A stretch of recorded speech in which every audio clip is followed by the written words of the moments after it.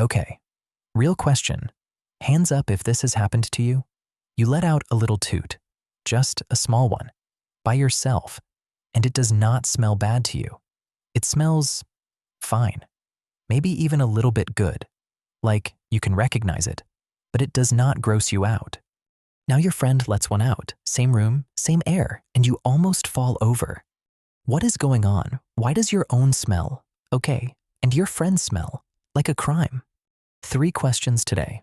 First, why do your own farts smell better to you than other people's? Second, why does your nose stop smelling stuff after a while? And third, why can you smell rain before it even starts? 3 things about your nose that you probably never noticed. All 3 are real. Let us look at them. Question 1. Your nose likes your own smells. Okay, so how does smelling work in the first place? Think of your nose like a tiny crowded party. The party is happening inside the top of your nose in a spot called the olfactory bulb. We are just going to call it the smell room. In the smell room, you have about 400 different kinds of tiny doormen. Each doorman is built to recognize one type of smell. There is a doorman for cinnamon, a doorman for lemons, a doorman for fresh cut grass, and yes, there is a doorman for stink.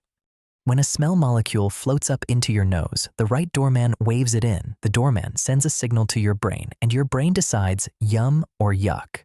Now, here is the weird part. You don't have one yum or yuck switch. Your brain decides based on history, what you have smelled before, what was happening when you smelled it, whether you have been near it 1,000 times, or whether it is brand new.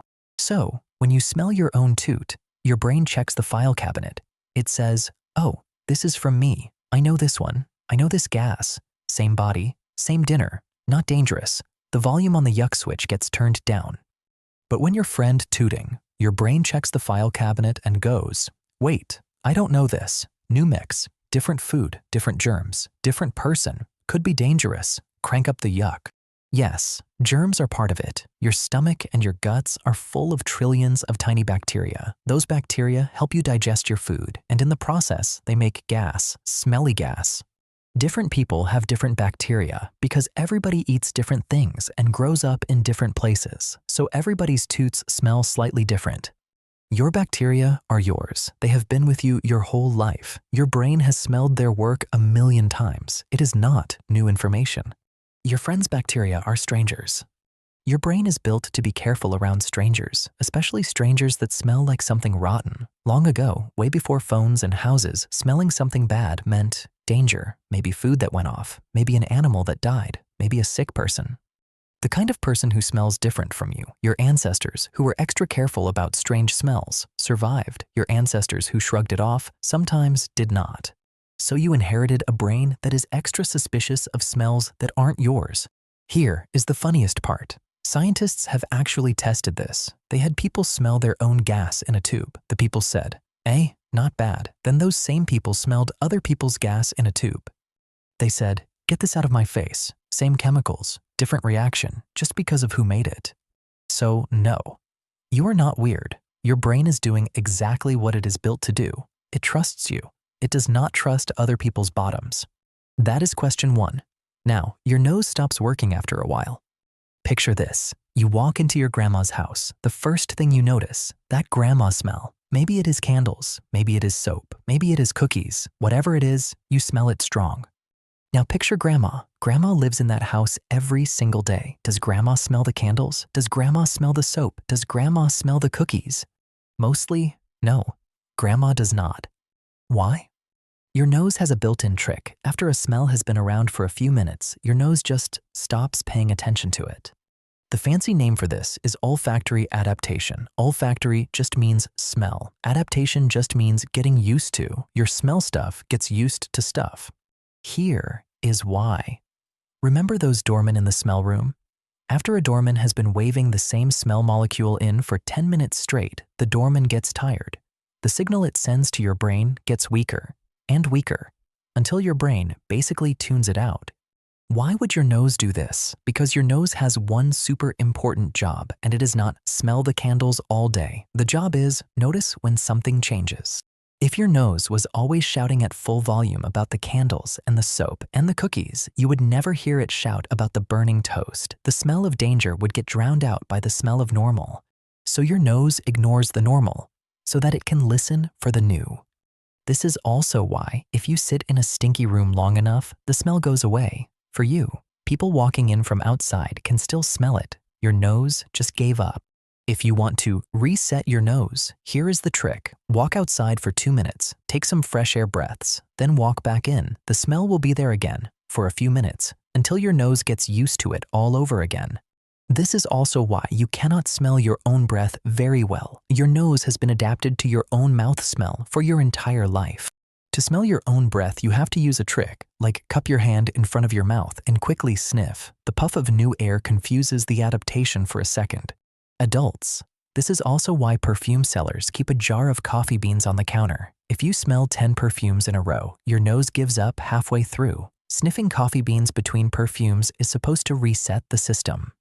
Whether it actually works is debated, but the reason people do it is real. That is question 2. Now, the rain. You have probably done this without thinking about it. You go outside, the sky is gray, you take a breath, and your brain goes, it is going to rain, even though it is not raining yet, even though the ground is still dry. How does your nose know that? There is a smell, a very specific smell. It is the smell of dirt about to be hit by water. It has a real name. It is called petrichor. Here is how petrichor works. Out in nature, in the dirt under your feet, there are tiny living things called bacteria. These are not bad bacteria. These are friendly soil bacteria. They live in the ground. They eat dead leaves and old plant bits. They have been there for hundreds of millions of years. One type of soil bacteria is called actinomycetes. We can just call them the soil bugs. The soil bugs make a chemical called geosmin. Geo means earth. Smin is short for smell, so geosmin literally means earth smell. The bugs leave tiny invisible drops of it all over the dirt. When it is dry, the geosmin sits there on top of the soil. You can't smell it from a distance. It is locked in. But when rain is coming, 2 things happen.